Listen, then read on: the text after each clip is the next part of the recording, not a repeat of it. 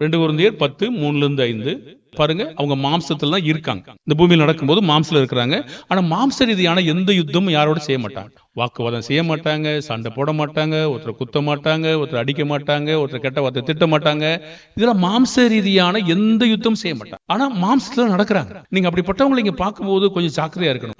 கெட்ட வார்த்தை பேசுறவங்க, மாம்ச ரீதியான எப்பவுமே பொறாமையா இருக்கிறது, மாம்சத்தின் கிரிகளா இருக்கிறது, வெறித்தனமா இருக்கிறது, கோபமா இருக்கிறது, வைராக்கியமா இருக்கிறவங்களை பார்க்கும்போது அவங்க மாம்ச சிந்தையிலே இருக்கிறாங்க, இன்னும் குழந்தைகளாவே இருக்கிறாங்க.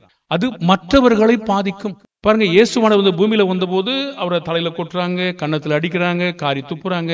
மாம்ச ரீதியான எந்த செயலும் செய்யல. பிதாவே இவர்களை மன்னியும் என்று சொன்னார். நாம ஒருத்தர் திருத்துவதற்கான சாத்தியக்கூறுகள் மன்னிக்கிறதுனாலே சரி, இந்த காரியங்கள் முடிஞ்சு போச்சு, இதை விட்டுரு, இனி செய்யாது. இயேசு என்ன சொன்னாரு? ஒரு ஸ்திரியை பார்த்து எல்லாரும் கூட்டு போ, இனி செய்யாதே, அவ்வளவுதான், முடிஞ்சு போச்சு. இது அவர்களை மாற்றும்.